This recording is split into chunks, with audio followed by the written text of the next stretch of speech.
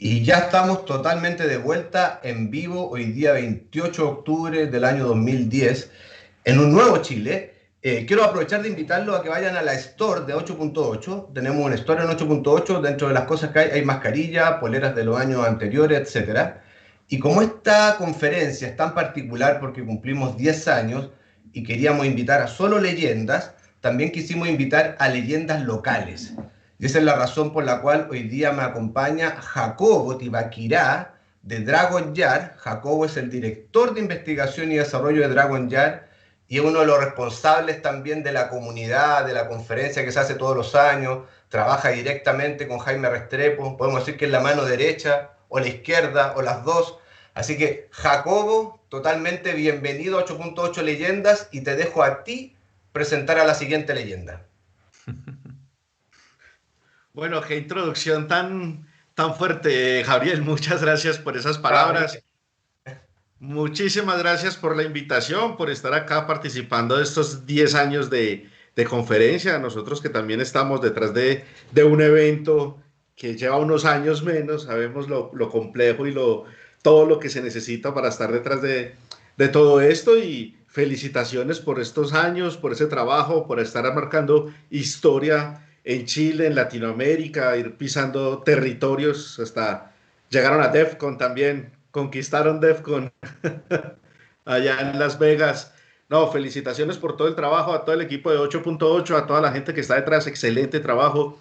No he tenido la oportunidad de estar presencialmente, este año era el año, pero bueno, para todos era el año de muchas cosas, pero veníamos bien y pasaron cosas. Eh, pero nada, muy contento, muchas gracias. Espero que la gente la esté disfrutando, esté aprendiendo muchísimo. Esto apenas está empezando, este tema de la 8.8 apenas estamos arrancando. Falta muchísimo más por ver, faltan muchísimas más leyendas por conocer. Y ahorita vamos a ver por qué José Miguel Piquer, Hopiker, es una leyenda.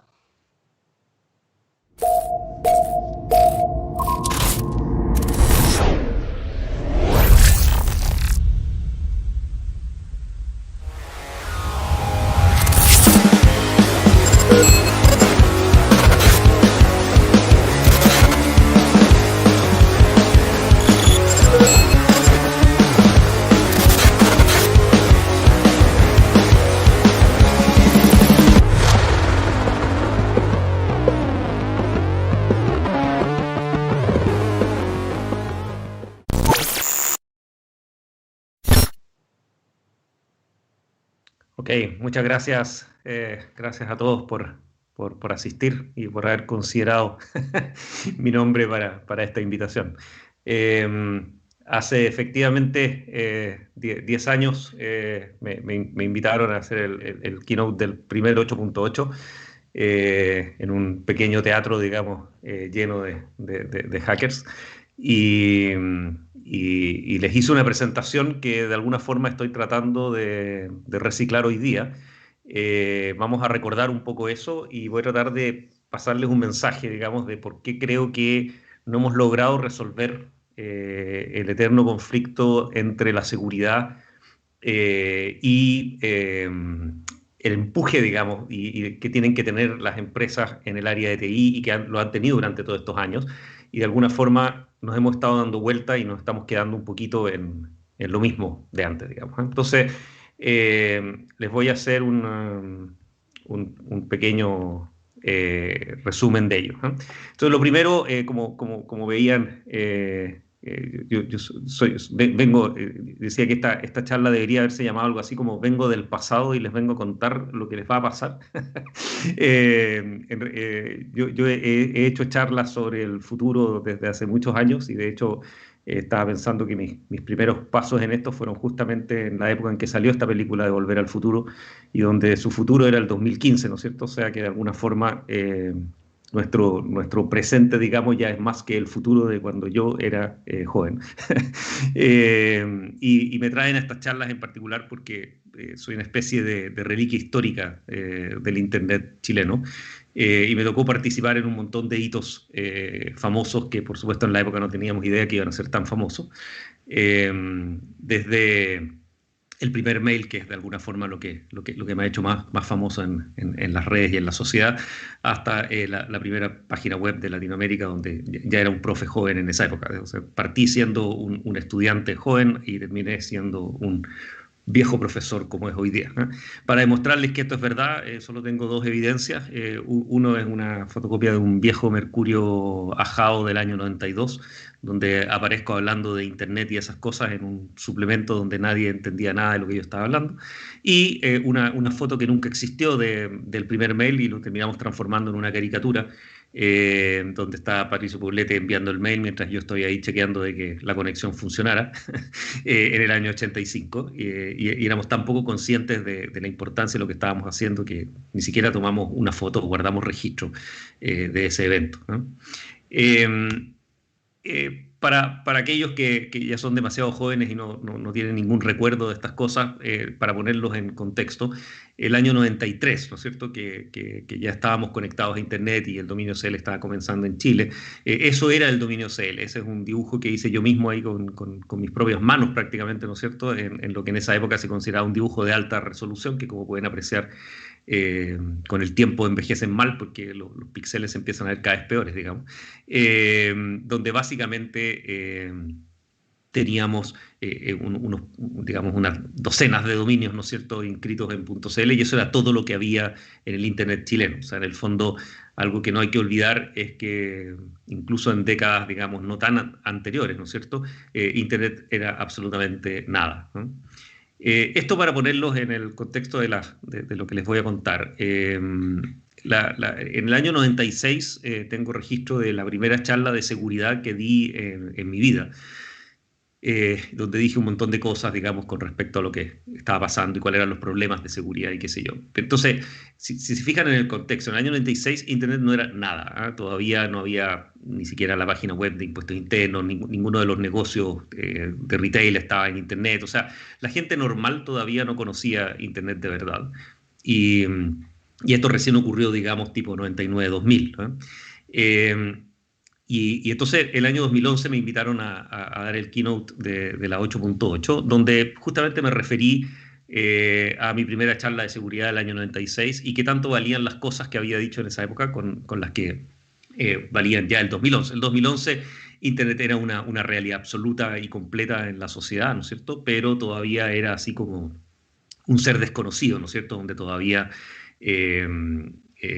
que si WhatsApp no existía, por ejemplo, ¿no es cierto? O sea, esta penetración masiva absoluta en los móviles, digamos, todavía no había ocurrido, ¿eh? Estaba por ocurrir en todo caso, pero todavía no era una realidad. Entonces, hice para esta presentación un mix, digamos, entre los distintos puntos de estas charlas. Entonces, el juego es que las cosas que aparecen con un asterisco al final son cosas que creo que todavía hoy día son válidas, y las cosas que ya no están con asterisco son cosas que creo que hemos ido superando y que probablemente hoy día ya no son temas, ¿eh? Entre esas dos charlas hablé de algunas cosas comunes que yo consideraba que todavía eran válidas en ambas. Uno era este conflicto entre seguridad y funcionalidad, ¿no es cierto? O sea, esta lucha que hay entre el usuario normal que quiere hacer que las cosas que él hace, digamos, funcionen, y el oficial de seguridad, ¿no es cierto?, que le impide hacer todo lo que él quiere hacer, ¿no es cierto?, por razones de seguridad. Y esa es una batalla que no hemos logrado resolver. O sea, todavía hoy día el oficial de seguridad es ese personaje que no queremos que aparezca en nuestra oficina, ¿no es cierto?, porque en el fondo es un obstáculo, digamos, hacia lo que nosotros queremos lograr de verdad, ¿eh? Y eso es algo que no hemos logrado resolver. Y eso tiene que ver con el siguiente punto, que en el fondo es que algo que nos olvidamos muchas veces es que la gente está dispuesta a correr riesgos absolutamente absurdos y gigantescos con tal de lograr sus objetivos. O sea, en el fondo, a un usuario que yo le digo, no sé, tú no puedes leer el mail desde fuera de la corporación, si él de verdad lo necesita, y es una necesidad seria para hacer su pega normal, él va a correr unos riesgos absolutamente siderales y absurdos, hasta contratar a alguien para que hackee el sistema, digamos, para que pueda terminar leyendo su mail, ¿no es cierto?, si es que eso es realmente necesario. Y por lo tanto, es un enemigo poderoso, digamos, el usuario motivado, ¿eh? Y por lo tanto, eso hay que considerarlo siempre, porque nosotros creemos que el usuario es un usuario que no va a hacer grandes esfuerzos, digamos, más allá de lo normal. Y habían dos puntos más que creo que claramente están siendo menos importantes. Uno era la existencia de estos firewalls mal configurados, que eran muy clásicos en esa época, o sea que la gente compraba un firewall para aislar sus redes internas y externas, etcétera, y los instalaba, pero nadie sabía configurarlos y nadie se preocupaba de las reglas, etcétera, y por lo tanto dejaban pasar toneladas de amenazas sin que nadie se diera cuenta. Yo tengo la impresión de que hemos aprendido mucho en estos años del tema tecnológico y hoy día, bueno, hay empresas expertas, en las mismas personas que instalan, o sea, hoy día esto es un tema que creo que está razonablemente bien manejado. Y también este concepto de aislar la red interna de la externa, ¿no es cierto? Y considerar que hay redes, digamos, que son accesibles desde afuera y partes que no, y tenemos reglas, digamos, bastante bien configuradas al respecto. Yo diría que esas son cosas superadas, ¿no? Y después agarré las páginas de conclusiones de la charla del 96 y la página de conclusiones de la charla del 2011 y también las puse acá, digamos, marcando con asterisco de nuevo aquellas cosas que tristemente todavía son válidas, ¿eh? Incluso desde el año 96.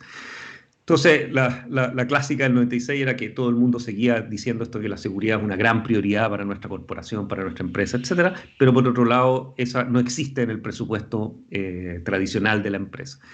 Yo tengo la impresión de que esto ya no es tan verdad. Hay un presupuesto que incluso puede ser bastante grande en los temas de seguridad. Normalmente no está en la gente, no está en tener un gran team súper inteligente de seguridad, digamos. Bueno, eso le pasa al país completo también, digamos, ¿eh? Pero sí hay bastante dinero hoy día invertido, ¿no es cierto?, en equipamiento, ¿no es cierto? O sea, la red se habilita, se configura, se maneja con bastante seguridad perimetral, digamos. Digamos, yo diría que hoy día es aceptado que dentro de nuestro presupuesto de tecnología hay un ítem, digamos, que está destinado a esto, que puede llegar a ser bastante alto, ¿no? Por lo tanto, yo diría que eso es un tema que está mucho mejor que lo que estaba hace 20 años atrás. Pero los otros puntos siguen siendo totalmente ciertos. Uno es que nadie quiere pensar en la seguridad, o sea, en el fondo yo quiero comprar seguridad, pero sin pensar. Y eso implica que de alguna forma no estamos entendiendo la seguridad. O sea, la corporación, la institución completa, no entiende qué significa seguridad. Lo que ellos buscan es comprar sin pensar, o sea, en el fondo ir al mercado libre, digamos, y comprar el último gadget más inteligente que me permita comprarlo, enchufarlo y me da seguridad en la empresa. Y no hemos logrado hacer comprender a la sociedad entera, diría yo, que la seguridad implica inteligencia, que implica pensar, implica sentarse a conversar, ¿no es cierto? No es algo que yo aprieto un botón y digo, wow, tengo mi red segura y tengo todas mis instalaciones seguras de aquí para adelante, ¿no? Esto también lo había puesto en mi charla del 96, por supuesto, esto es algo que no ha cambiado para nada. Mirando el planeta hoy día daría la sensación más bien que ha empeorado, ¿no es cierto? Que la inteligencia es un bien escaso en la humanidad y por lo tanto es mucho más fácil comprar hardware, ¿no es cierto?, para instalar que formar un team de personas inteligentes que piensen en estos temas y nos hagan pensar en estos temas. Después tomé las conclusiones del año 2011, digamos, que eran estas mismas refundidas, digamos, para el nuevo año. Y de nuevo, entonces están ahí marcadas con asterisco aquellas cosas que yo siento que siguen siendo válidas. Y le saqué los asteriscos a las cosas que creo que ya están más pasadas de moda, digamos, como que están resueltas, ¿no?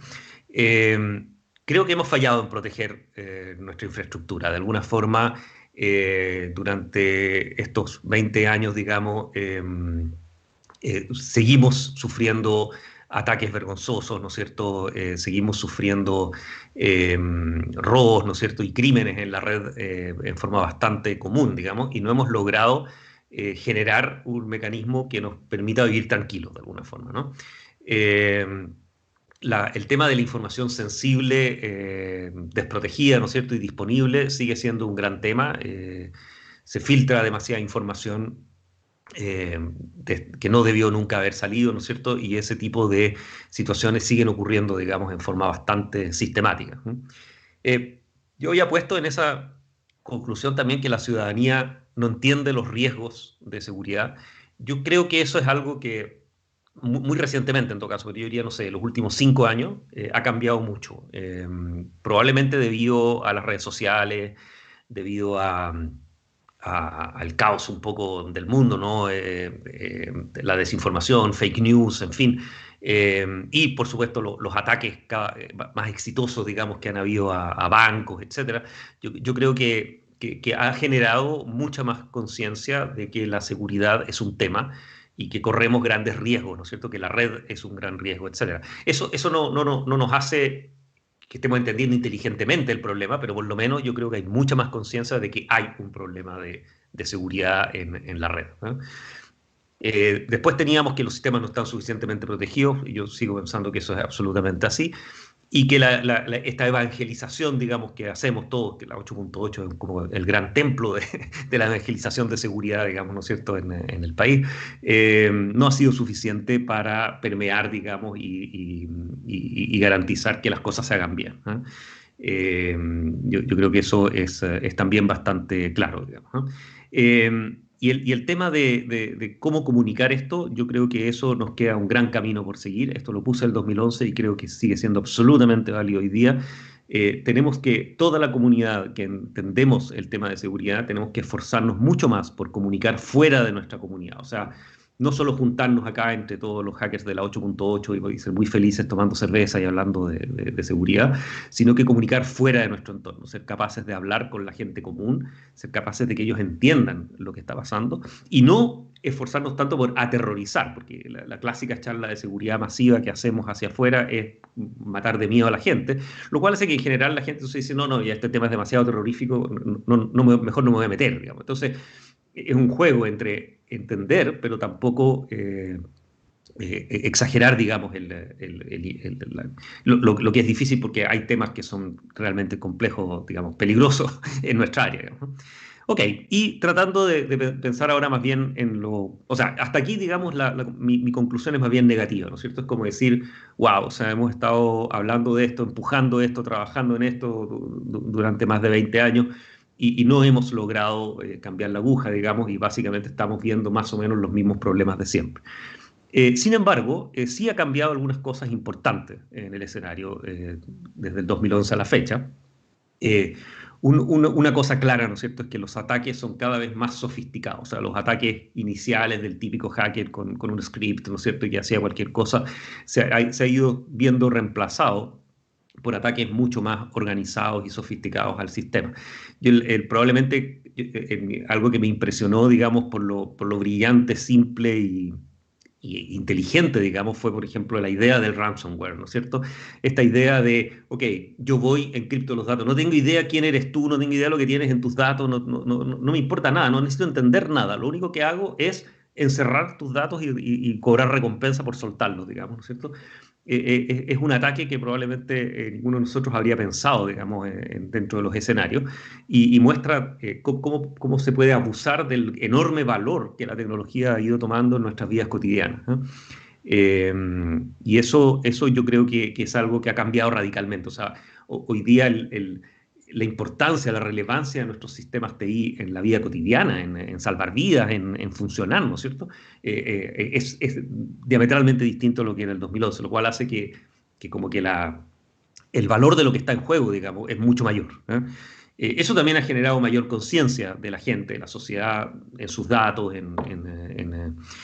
por ejemplo, yo encuentro que a pesar de que esto ha ocurrido igual, digamos, aún así encuentro impresionante que por ejemplo, durante esta crisis del COVID-19, las fake news no han dominado tanto el escenario como yo había pensado. Era como el escenario perfecto para que las redes sociales difundieran todas las fake news del planeta y todos crean cualquier cosa, digamos, ¿no es cierto?, en el mundo. Eso, por supuesto, que ha ocurrido, pero creo que la escala ha sido mucho más digamos, contenida que lo que habría sido, no sé, 5 años atrás, ¿no es cierto?, cuando la gente no tenía conciencia de que lo que llegaba por un WhatsApp no tenía por qué ser real.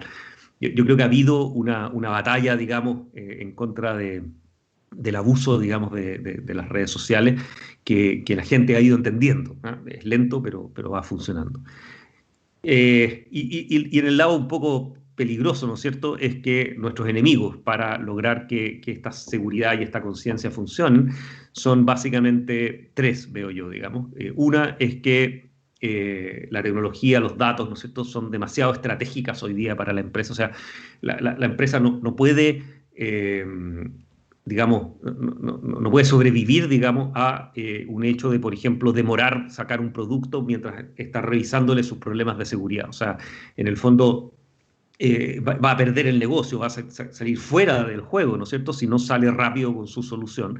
Y por lo tanto, la seguridad se vuelve un enemigo, digamos, a la velocidad de desplegar nuevas estrategias, ¿eh? Y esto va de mano con la siguiente, que es en el fondo la innovación. Yo requiero innovar, requiero ser muy rápido en la innovación, y la seguridad implica ser más lento, implica hacer más pruebas, ¿no es cierto?, implica tomar más tiempo. Y entonces siempre tenemos un conflicto por ese lado. Y el tercer punto, que yo creo que también ha ido empeorando mucho, ¿no es cierto?, es la complejidad de los sistemas. O sea, hoy día verificar que yo despliegue una nueva solución informática en mi corporación, no mate a 50 otros sistemas que dependían del sistema anterior, por ejemplo, o que suponían que las cosas se hacían de otra forma, es cada vez más complejo. Si se acuerdan, en las teorías de redes y de conectividad y de grafos y esas cosas, si yo tengo n componentes todos conectados entre todos, la cantidad de conexiones son n cuadrado, ¿no es cierto? O sea, la cantidad de interrelaciones son n cuadrado. Entonces, si yo veo mi sistema computacional como un montón de sistemas computacionales, todos interconectados entre todos, la complejidad de ese sistema es cuadrática también. Y eso hace que cada vez que le agrego un nuevo componente, digamos, ¿no es cierto?, estoy multiplicando la complejidad, y eso hace que es cada vez más difícil agregar nuevos componentes, es cada vez más difícil sacar componentes, incluso modificarlos, ¿no? Y eso nos juega en contra, porque hace que en realidad la seguridad implicaría también revisar todas las distintas interacciones, ¿eh? Bueno, este es el gran conflicto que yo siento que no hemos logrado resolver durante todos estos años, y siento que es el gran desafío, digamos, que tenemos como comunidad hacia adelante. Entonces, les inventé algunos ejemplos que están un poquito basados en mi experiencia siendo vicerrector de TI en la Universidad de Chile. He cambiado algunos nombres y modificado algunas cosas para proteger a los inocentes y a veces a los culpables. Pero son más o menos cosas que escenarios realistas, ¿no es cierto? Entonces, un caso típico, digamos, es, no sé, llegó el COVID, ¿no es cierto?, de ahora debemos pasar a clases online de golpe, y uno podría decir, ya, pero eso era la emergencia, pero digamos que queremos hacerlo sistemáticamente. O sea, quiero que de aquí para adelante la Universidad de Chile sea online, y por lo tanto quiero que los profesores puedan armar sus clases, publicar sus enlaces y comenzar la clase cuando quieran, deben querer grabar la clase y dejar el video a disposición del curso. Son todas cosas razonables que la universidad está queriendo hacer, ¿no es cierto? Entonces llega el oficial de seguridad y dice, ya, pero esto no se puede llegar y hacer así, hay montones de problemas de seguridad, tenemos que asegurarnos que el profesor se identifique y sea el profesor de verdad, pues están todos online, así que no sé quién es quién. Y por supuesto, entonces también tengo que chequear a todos sus asistentes. Ustedes han visto, existen estas especies de atentados por Zoom, esto que se llama Zoom bombing, ¿no es cierto?, de entrar a una clase y tratar de boicotearla, en fin. Entonces, nos gustaría que todos den login y se conecten a la red de la universidad antes de poder entrar a clase, y por supuesto, entonces, chequear que todos los asistentes son alumnos de la universidad, e incluso, yo podría decir que sean alumnos del curso, ¿ok? Y mi problema entonces es que eso, no, en la clase presencial eso no ocurría. Nadie chequeaba, ni al profesor, de hecho, ni a los alumnos, porque además se conocían más o menos, y en los cursos masivos entraba cualquiera y en realidad a nadie le importaba. Y eso empieza a implicar que, por ejemplo, tengo resistencias, ¿no es cierto?, que de repente no todos los estudiantes tenían en cuenta, a lo mejor el estudiante está yendo oyente a la sección del lado, digamos, y ahora yo no lo voy a dejar. Y empiezan a generarse problemas de implementación, digamos, que efectivamente podría hacer que este proyecto fracase, digamos, ¿no es cierto?, debido a que yo quiero hacerlo bien y quiero hacerlo seguro, pero por otro lado también necesito que esto ocurra, y que ocurra hoy día, digamos, ¿no es cierto? No puedo tomarme un año pensando y definiendo qué es lo que va a pasar. Otro ejemplo, en esta generación de jóvenes, y a todo esto se supone que puede tener un poco que ver con las redes sociales, digamos, ¿no es cierto?, el ciberacoso y ese tipo de cosas, pero en realidad no tenemos idea. Pero lo que sí está claro es que el suicidio está siendo un gran problema en los jóvenes actuales, y por lo tanto prevenir el suicidio en un ambiente de estrés como es, por ejemplo, la vida universitaria, sería un plus, digamos, importante para la comunidad. Entonces, ¿qué necesitamos técnicamente, ¿no es cierto? Necesitamos básicamente ver todos los posts y todas las noticias y toda la actividad que un alumno hace en línea en nuestros sistemas. Uno puede analizar su rendimiento, sus notas, su asistencia, sus datos de salud, ¿no es cierto?, los foros donde participa, etcétera. Y en base a eso lo tiramos a un gran motor de inteligencia artificial que esto no necesita ser demasiado sofisticado porque hay tendencias clarísimas, digamos, que marcan, ¿no es cierto?, la predicción, y por lo tanto podemos predecir quiénes presentan riesgo de conducta suicida y podríamos tomar acciones al respecto, contactarlos, ¿no es cierto?, ofrecerles ayuda, en fin. Y entonces aquí este oficial de seguridad no son normalmente ustedes, pero hay gente de seguridad que está metida en estos mismos temas, entre legales y éticos, ¿no es cierto? Que al final, ok, esto solo se podría hacer si le pedimos una autorización a cada uno de los estudiantes que nos autorice a usar estos datos, meternos en esto y hacer este análisis. Y ustedes lo piensan, ¿no es cierto?, el alumno depresivo, el alumno que justamente está con más riesgo de suicidio, es el primero que me va a decir que no quiere que yo vea sus datos, ¿no es cierto?, porque es el que lo primero que hacen este tipo de estudiantes es esconder su situación, porque no están buscando ayuda, ellos están tratando de pasar inadvertidos, ¿eh? Y por lo tanto, este proyecto nunca va a poder ver la luz, ¿no es cierto?, porque sería estricto, la única forma de hacerlo sería garantizando anonimato y privacidad, que de alguna forma es justamente lo que no me sirve, digamos, en este esquema, ¿no es cierto? Entonces, al final, este es un proyecto que simplemente de innovación y que podría ser positivo, etcétera, que no vamos a poder hacer, ¿eh? Y un ejemplo más de hacker, ¿no es cierto?, que es más o menos clásico. Tengo una empresa externa que me da servicio de telefonía IP, ¿no es cierto?, ¿cómo se llama?, de telefonía internacional, ¿no es cierto?, llamados y todas esas cosas, que nos instalan algún tipo de servidor intermedio adentro de mi red para poder hacer la pega más eficiente con mis anexos, etcétera. Y este servidor es hackeado desde mi propia red, o sea, en el fondo supongan que lo hackean desde la red de la universidad, y básicamente lo que hacen estos hackers es gastar millones de dólares en llamadas internacionales, ¿no es cierto?, a estos países que son carísimos. Hay países donde llamar por teléfono es absolutamente sideral, y entonces venden llamadas gratis o a menor precio a usuarios, ¿no es cierto?, usando mi infraestructura y usando el servidor del proveedor, ¿no es cierto?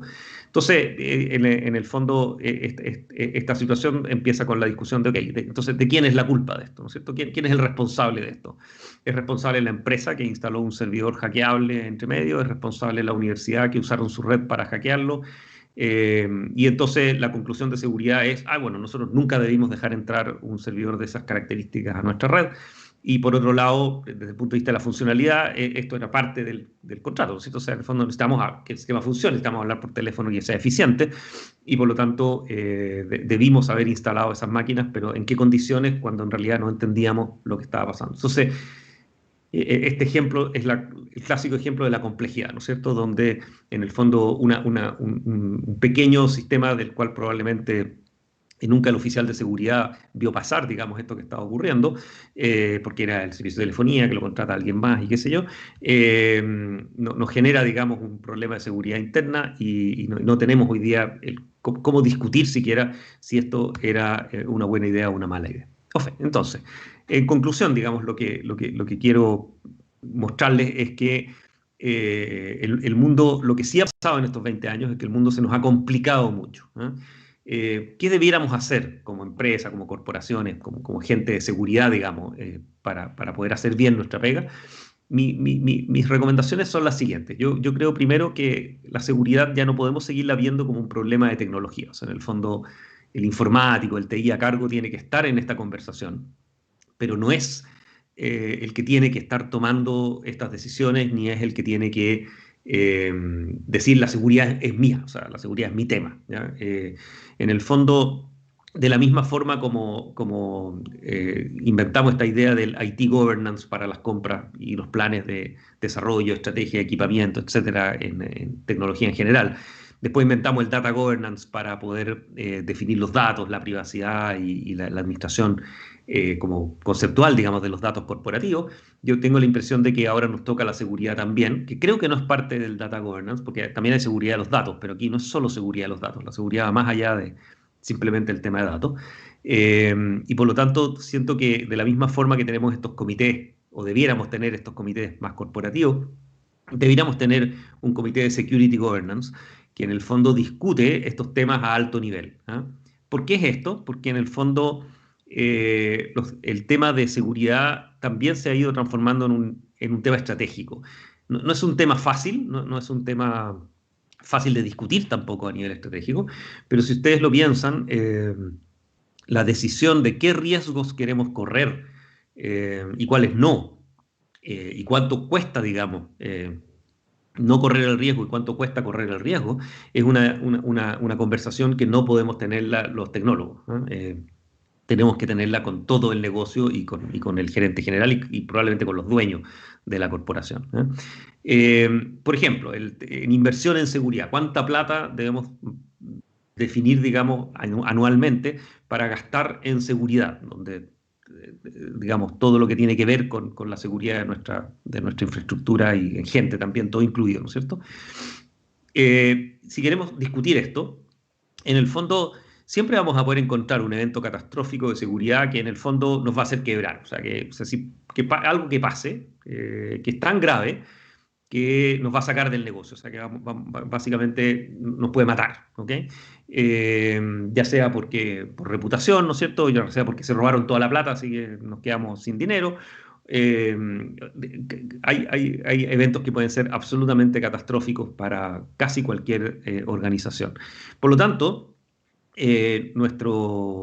¿cómo se llama eso? Nuestro límite, digamos, de budget, que debería estar definido por más o menos qué es lo peor que nos puede pasar si es que nos hackean, no tiene límite, es como infinito la pérdida, porque en el fondo es la pérdida total, y por lo tanto calcular un monto razonable en esos escenarios no hay como fórmula que aguante, ¿no es cierto?, ese tipo de discusión. Y por lo tanto, al final tengo que tener una discusión mucho más estratégica y definir, ok, mi recomendación es definir un budget que estoy dispuesto a pagar y mantenerlo, digamos, constante en vez de estar calculando cada vez cuánto calcular cada año, digamos. Ok, ¿por qué esto no funciona tan fácil? Porque en el fondo la seguridad es un tema que no podemos hablar fácilmente fuera de nuestro propio mundo, o sea, fuera de esta conferencia. Es muy difícil hablar en serio de estos temas. La gente no nos quiere escuchar porque en general es un tema árido, pero además es un tema que da susto. Y en general, cuando le vamos a hablar a nuestros grandes jefes de estos temas, son temas de los cuales no tienen muchas ganas de escucharlos, pues, tanto por razones psicológicas defensivas, digamos, como porque no entienden lo que les estamos tratando de decir. Y la respuesta clásica de la gerencia cuando yo le voy a hablar de seguridad es: en esta empresa ningún riesgo de seguridad es aceptable, no podemos correr ningún riesgo. Y eso no es una respuesta y tampoco es una política, porque estamos todo el tiempo corriendo riesgo y no hay cómo no correr ninguno, de precio infinito si ustedes quieren, y por lo tanto esa no es una política aceptable tampoco, y responderle eso al jefe no es trivial, ¿no? Por lo tanto, nuestra misión, yo creo, de aquí para adelante, es forzar estas conversaciones y tenemos que cambiar nuestro lenguaje y nuestra forma de enfrentarlas, de forma de que nos entiendan, no asustar tanto de modo de que nos escuchen, y tener una conversación, ¿ok? Es una conversación de qué empresa queremos tener a futuro y qué riesgos estamos dispuestos a correr. Ok. A todo esto, estas conversaciones también hay que darlas de repente a nivel de país, ¿eh?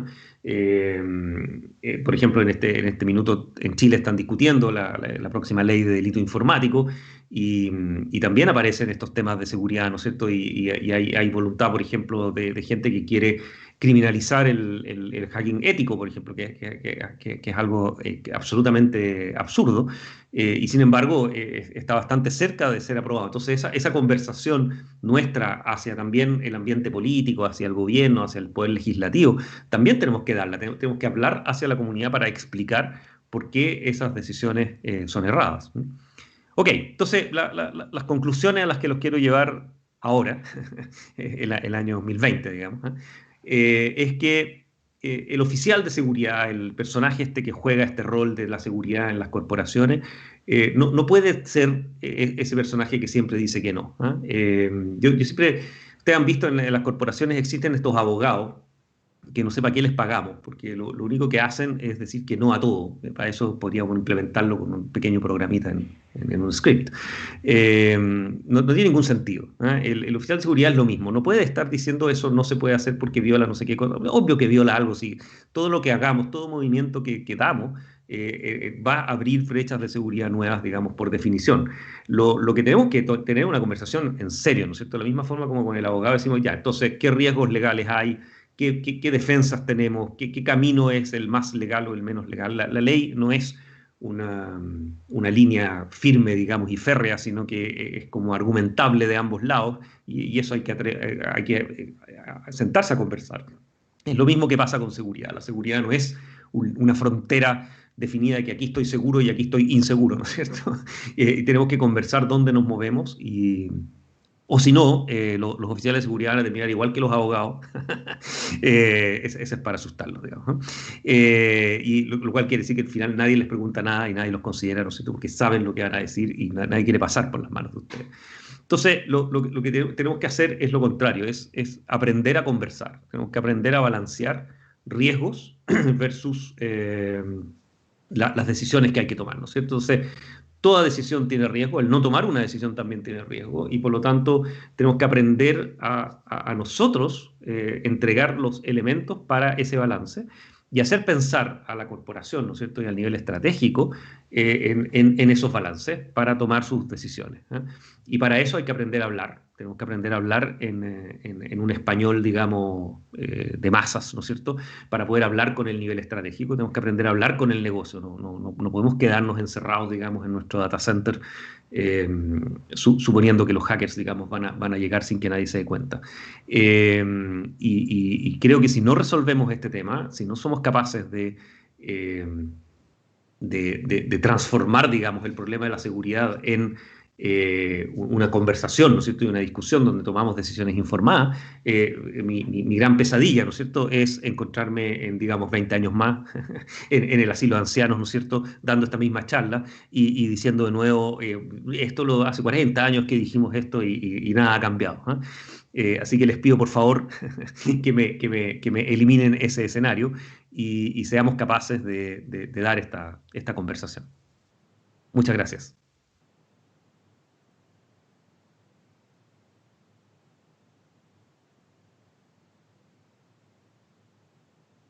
Ok.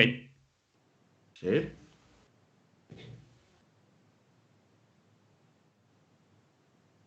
Ok. Bueno, muchas gracias por esa presentación, por esa introducción y esa muestra, esa pelea que siempre se da en las organizaciones, el jefe de seguridad a no dejar hacer las cosas y la organización a necesitar funcionar. Entonces, eso es un dilema que vivimos día a día todos, que estamos en este tema de seguridad y en la parte técnica de si se puede, no se puede, cómo lo manejamos. Y esos puntos son bien importantes, llegar a puntos intermedios. Hagamos seguridad, pero que funcione el negocio, que la lógica del negocio no se nos vaya, que los usuarios puedan trabajar y que tengan una forma también de prestarles esta seguridad que es tan importante y es a lo que nos dedicamos básicamente y dejar de ser un poquito tercos en el tema de las cosas técnicas directamente. Muchas gracias por la presentación, por tomarte el tiempo, por compartir con nosotros. Aquí ya me están pasando algunas preguntas que tenemos directamente de los asistentes.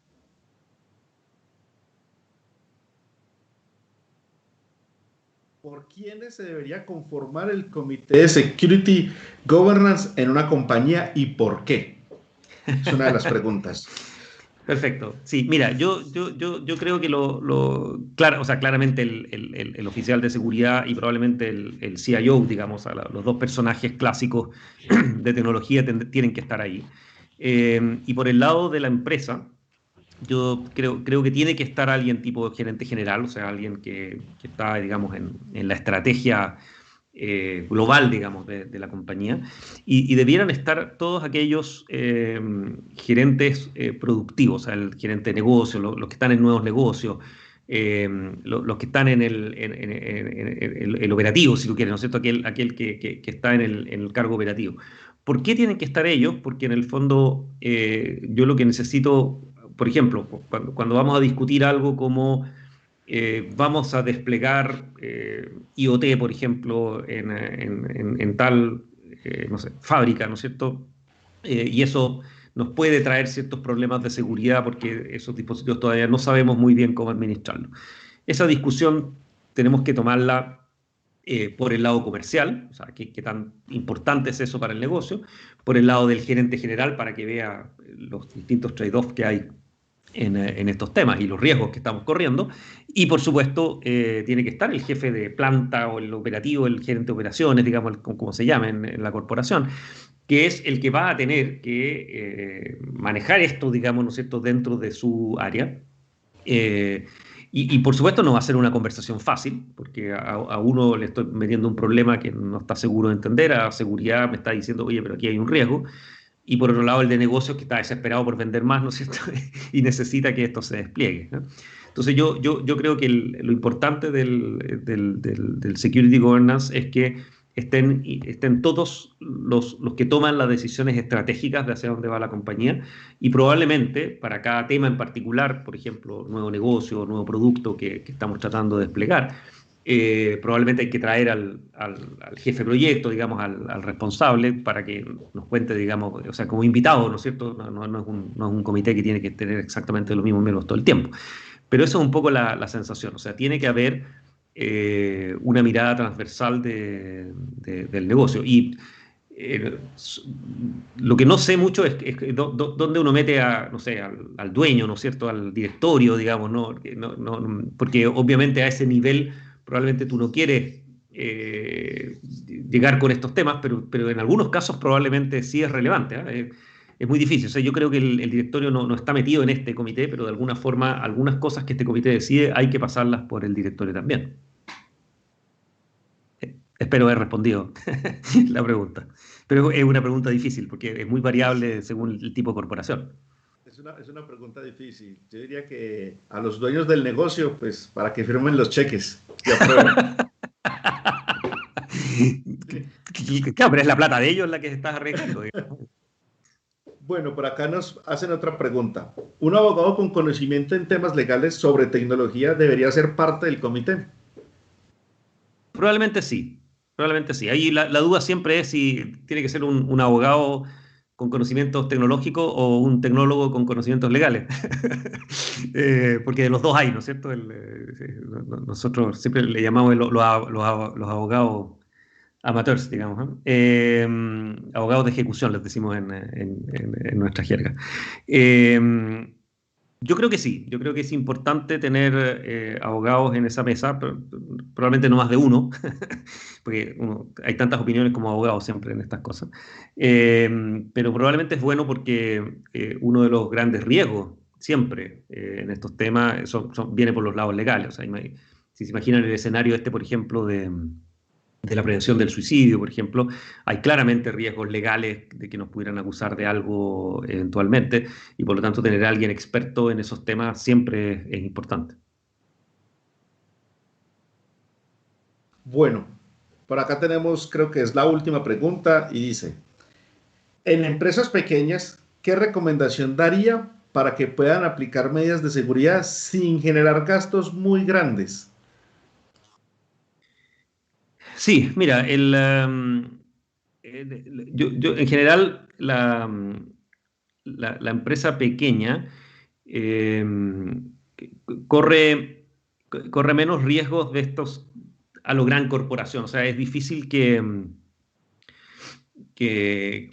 alguien haga un esfuerzo importante por hackear tu empresa. O sea, dado que eres una pyme, no eres muy valiosa, en fin, no te van a atacar eh, como con un ataque ad hoc pensado, organizado. No es como el caso del banco, donde hay gente que trabaja por meses en descubrir cómo penetrar ese banco en particular, ¿no es cierto? En tu caso, yo siento la pequeña empresa tiene que siempre pensar en defenderse del ataque clásico. O sea, a esa empresa la van a atacar con las herramientas disponibles en el supermercado, ¿no es cierto? Entonces lo que tiene que hacer la empresa es comprar el kit de defensa del supermercado al lado, ¿no es cierto? En el fondo es defenderte del estándar, ¿no? Entonces, ¿cuál es el principal riesgo hoy día de una empresa chica? Son cosas tipo ransomware, son cosas tipo virus que penetran y usan tu empresa para atacar a otras, por ejemplo. Es lo normal, digamos, y por lo tanto En ese sentido, uno no necesita grandes inversiones, ¿no es cierto?, para gente que esté asistiendo a las grandes conferencias de seguridad y viendo los últimos ataques, que sea, sino que más bien hay que tener una política sistemática. O sea, en el fondo ahí lo que importa es, por ejemplo, asociarte con alguna empresa de seguridad que te dé el servicio, que te venda el básico, ¿no es cierto?, que es como defenderte de todos los ataques normales y comunes que todos conocemos y que implica seguir algunos pasos estándares, ¿te fijas? Yo pienso que va por ahí. El problema nomás es cuando tu empresa puede ser pequeña, pero puede estar manejando datos que son muy, muy sensibles por alguna razón u otra. Uno podría pensar en una pequeña empresa que le da servicio a un hospital, por ejemplo, ¿no es cierto?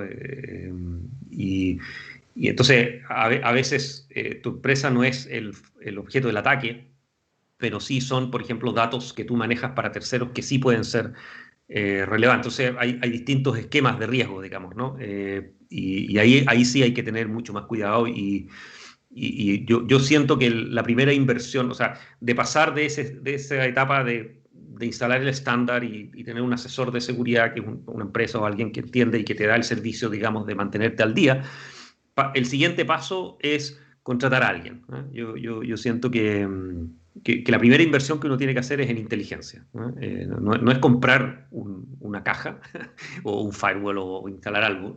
Lo primero que habría que hacer es contratar a una persona. Pueden ser horas de asesoría o pues, si no tienes plata para contratarlo full time, pero yo creo que tener rápidamente, digamos, una persona de confianza en la que tú crees, ¿no es cierto?, que piense en estos temas y converse contigo, es lo primero que yo haría, ¿no? Y después él será el que seguirá tomando las decisiones de inversiones y te tendrá que convencer, digamos, ¿no? Es un poco el esquema. O sea, yo diría el esquema básico es compren un kit de seguridad de alguna empresa de seguridad clásica que dan servicios bastante baratos para mantener, digamos, las cosas funcionando. El segundo paso es contraten a alguien razonablemente inteligente y el tercer paso es darle un presupuesto a ese personaje para que empiece a gestionar. Listo, perfecto. Muchísimas gracias. Esa era la última pregunta. Espero pues que a los asistentes, a toda la gente les haya quedado claro, hayan aprendido alguna cosa, se hayan divertido. Esa es la idea de estos eventos. Muchísimas gracias por haber sacado pues el tiempo para la presentación, para charlar con nosotros un rato, para participar de esta 8.8 que va a ser histórica y va a quedar en los anales de la historia como una de las conferencias y cumplir 10 años en este momento del mundo, en este momento de la vida, como nos está tratando, pues es algo que es histórico y estar presente acá es muy gratificante y poder aportar de alguna forma. Entonces, muchísimas gracias por tu tiempo, por lo que nos tenías para decir, por las respuestas, por todo. Ok, muchas gracias a ustedes por la invitación, un honor estar acá y es un orgullo además haber visto cómo han crecido y cómo han transformado, digamos, esta pequeña conferencia en una leyenda. Muchas gracias.